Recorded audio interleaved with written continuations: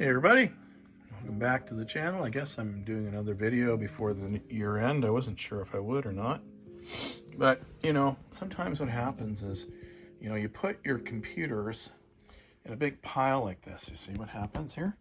These you got computers up in the corner here, and they're all together, like rabbits. Too many rabbits in confined spaces like this, and what you end up with is they start multiplying. So it begets these little computers that are just similar to the other ones. But anyway, jokes aside, lame as that was, what can I tell you about this one? This is the one we're going to focus in on. I've had this one for a while. Sorry, trying to clear my nose here. This one was a Compaq, HP Compaq, when they were doing Compaqs. This is a full-size model of this guy. I really wish I had a power supply with this thing. I'd really love to try it out. But it's the same, obviously the same design language, so the same generation, and using Vista business. This is a dc7900 small form factor. Well, what are they calling this then? Micro form factor? Excuse me, ultra slim. Okay, whatever. All right. Million names for the same thing. This thing actually had 3 years on everything. So this was a business machine for sure. And that's what I find with these things. They're built to last. Not so much this thing. This was built to be a problem with the power supply. But I digress. Let's swing this one over. I happen to have some very slippery feet. So let's see what we got on the back here. We got power supply, legacy kind of ports, lots of USB. We even have a display port. That is unusual. Interesting. Yeah, like I said, legacy ports. So aimed at the businesses that would run old printers. I worked at a business years ago where they had ancient systems that ran computer printers, like dot matrix printers, for their labeling system. So yeah, you needed these old parallel ports, or you were going nowhere. And these old serial ports were useful for certain types of old technology. And even today, there's factories out there that run old systems because you don't fix what isn't broken. That's a business standard. You may want to fix stuff and upgrade stuff on a consumer level, and I think that's why Apple's done so well, because they've convinced consumers to upgrade constantly. But in the business world, you look at the bottom line. How much does it cost to upgrade it? What am I getting out of it? And if the system's already working fine, then why, right? Anyway, I think this is a great old system. I love the sturdy build of it, how they made these big, heavy, like you could put something on top of this, no problem. They built it to withstand a little bit of actual use. Yeah, it's using plastic, similar to that last one we're looking at, as its sort of structural component on the sides, but the tops are still metal and built pretty well. Not that thin gauge stuff. This stuff is thick. Anyway, so that's going to be that for now. We're going to set it up and see how it runs. Be back in a bit. Okay, I'm back, and we're looking at this this system all exposed, opened up, and no doubt the battery will be dead, because anything that sits for 2 years unpowered will die with a 2032 battery in it. There's your tamper switch right there.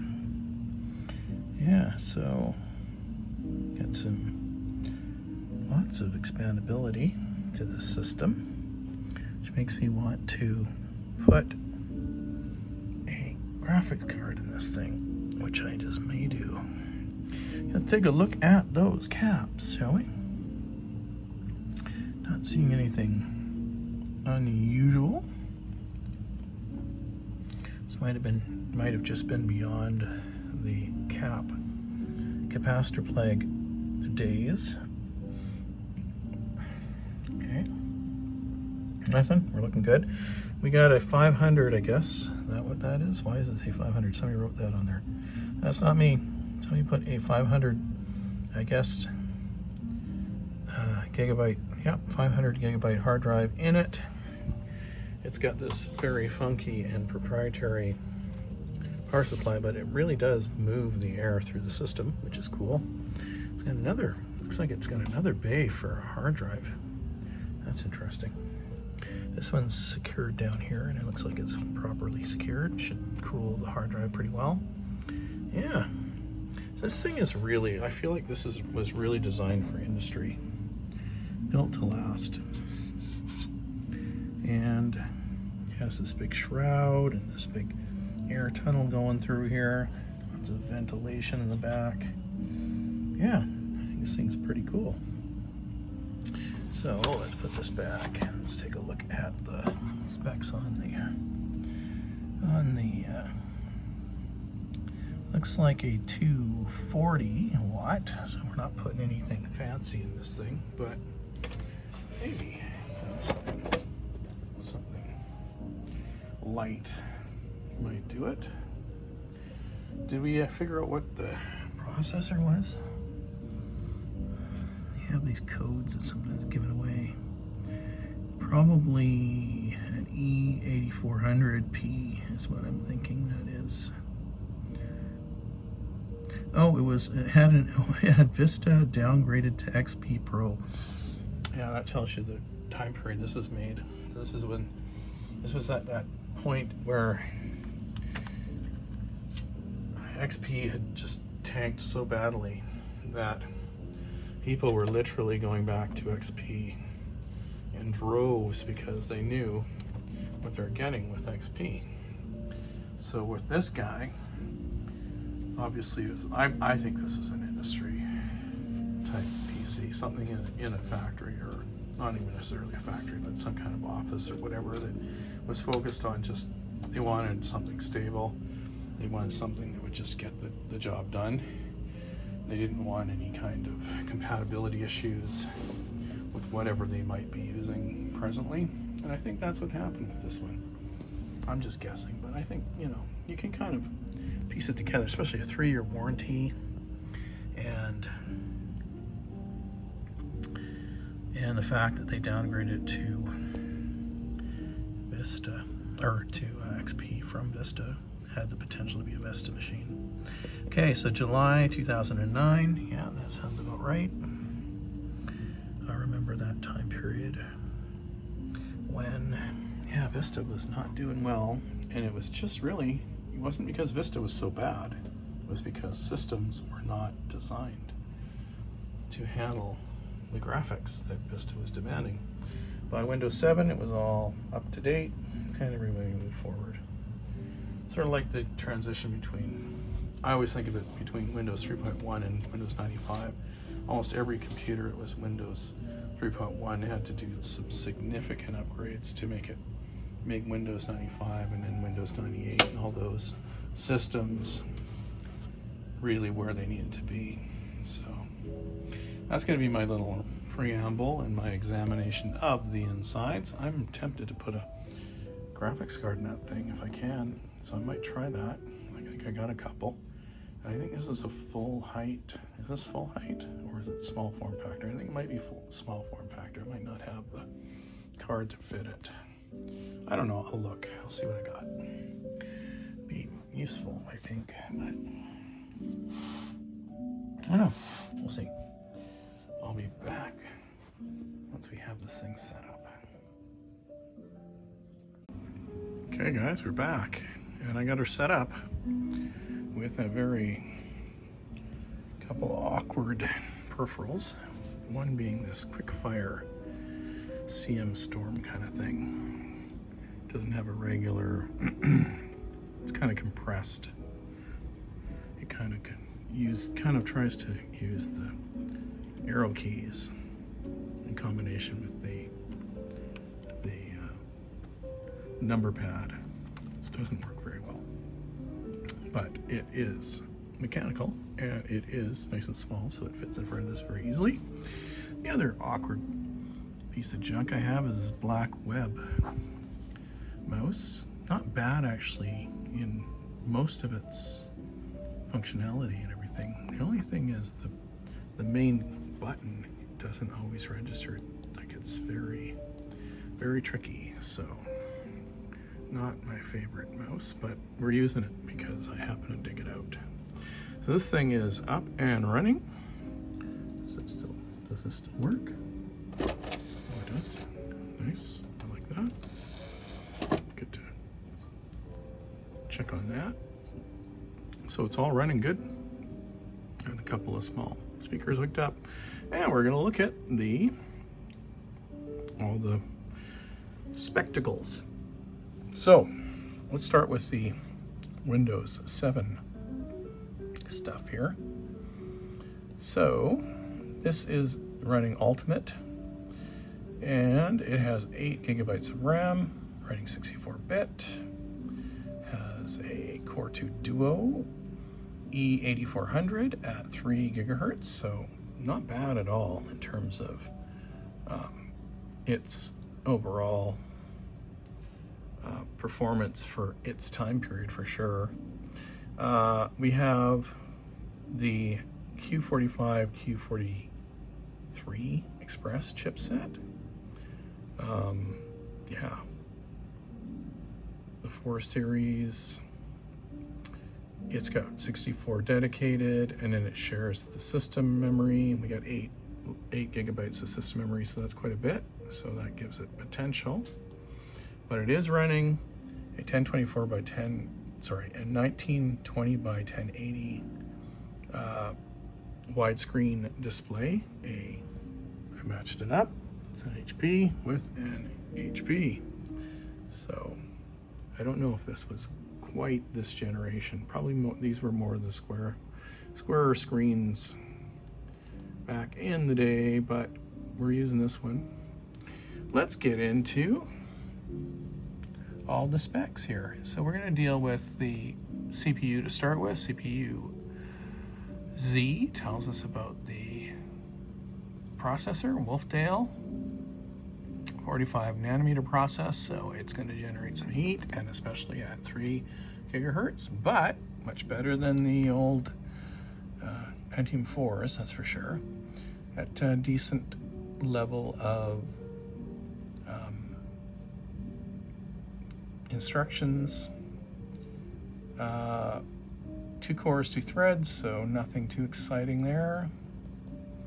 It's a 3031H is the model of the motherboard, and there's the info you want there, and the BIOS are 1.16. I don't know what level that is, but it seems to be running fine. I won't be messing with that for anything other than if I need to update something. If it runs well, I don't generally mess with it too much. It's running dual DDR2, so not the most spectacular memory. It's got all 4 slots filled, so we got a lot of memory. I don't know why it's reporting 5 slots. That to me seems very odd. But I know it doesn't have 5 slots. I don't know what's going on there. Does it read anything in there? Nothing. Yeah, I don't know why it has 5 slots. It's only got 4. They're all matched. 6400. I believe they're all matched. Yeah, 6400, 6400, 6400. So they're all matched sticks. 2 gigabyte sticks, DDR2. Looks like they're all from 2008, which would, you know, that sounds about right for this type of a system. It's 2009, but you know, it's the tail end of 2008 for the RAM. So it seems reasonable. Sure. And it's running at 400, which is pretty much the max. So that's great. Graphics, as we've already looked at, are these, is this Q45 thing. And we'll see how it does. It might do okay. Especially when we're talking about we gotta kind of always temper our expectations when we're looking at these systems, because this is a Vista level system. So Vista level systems generally didn't do that spectacular. In fact, this one was downgraded to XP, so we'll have to see how it does. Overall, here's the sort of the summary. It's running at a good temperature, so I think that the CPU is fine as far as the paste and stuff is concerned, and the cooling system. You can manually ramp up the fan in this thing, but I don't see the need. So yeah, storage is okay too. It's actually running at a nice cool temperature, so that that arrangement of how they've got the airflow going with this thing is really great for its time. Spectacular.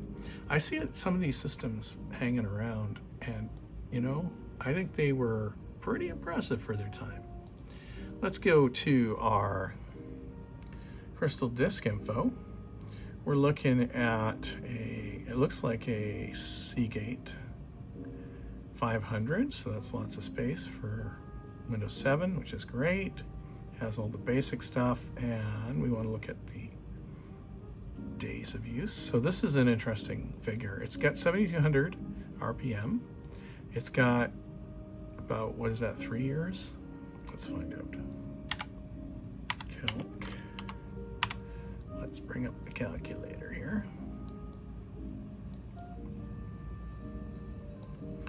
Okay, so is this thing gonna work? Yes, my mouse is very sketchy. Okay, so let's just do this. So 1337, right? Yeah, 1337. We'll go at that. Go divided by 365.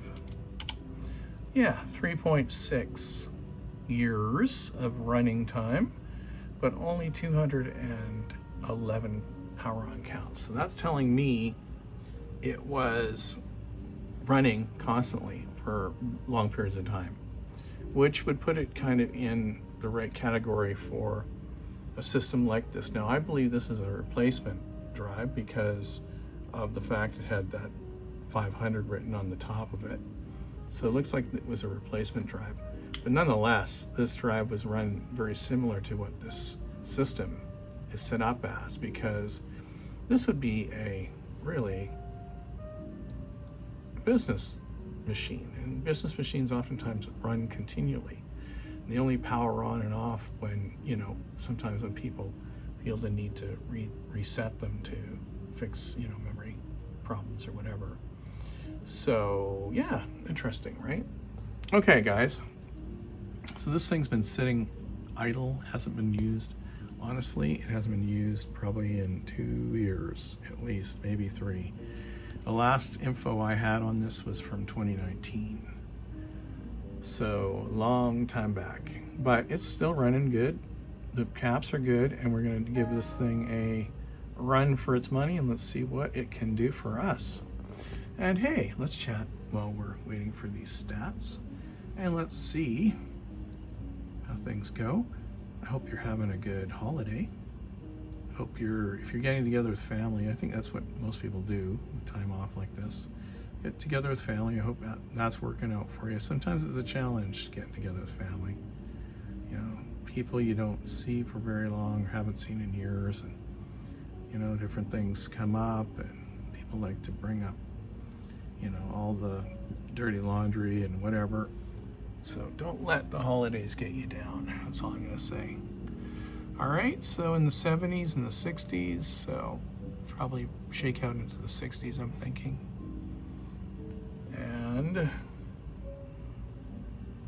And it's a big screen, big wide screen. All right, so let's take a look.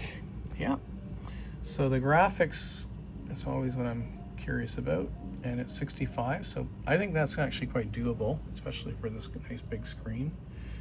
And you know, the memory, it's got a full complement of sticks. All 4 slots are populated, so we got good dual channel going on there. And yeah, the CPU is doing great for what it is. And yeah, the hardware transfer speeds are good too. So this is a great, you know, XP system that actually was born in the Vista era and managed to do pretty well for what it is. I think it's a pretty nice system. And a 267 score for this age of computer is spectacular, honestly. It's that big 3 gigahertz processor doing the heavy lifting on this thing. But I think that's awesome, and I'm sure glad I found this thing. And you know what? Sometimes, you know, it's not about the newest systems, the fanciest systems, but it's sometimes these old systems, they're actually built to last.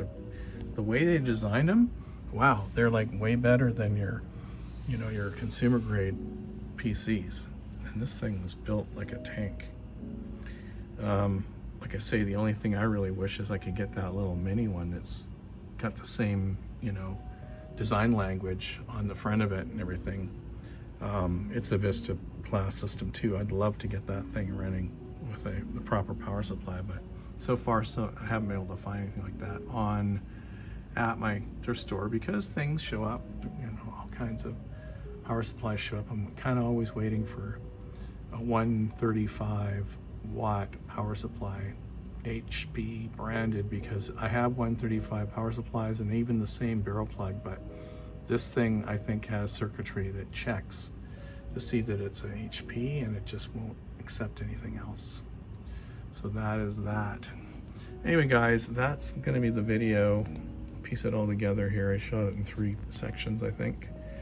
And I'll get it right up to YouTube, and you can celebrate your Boxing Day or whatever it is you're doing, which basically means buying more garbage than you need.